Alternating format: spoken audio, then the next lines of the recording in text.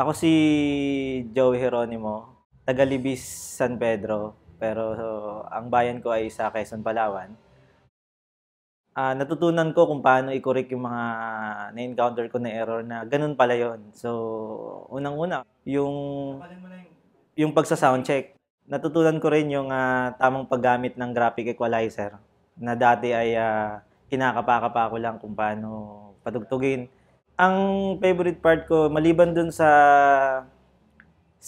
theory na binanggit, yung application mismo, yung mismong ikaw yung mag-a-apply ng mga tinuro from theory. Mas confident na ako ngayon.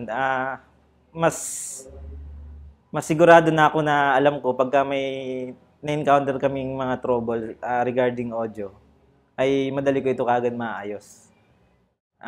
Yung natutunan ko dito ay talagang sobra-sobra.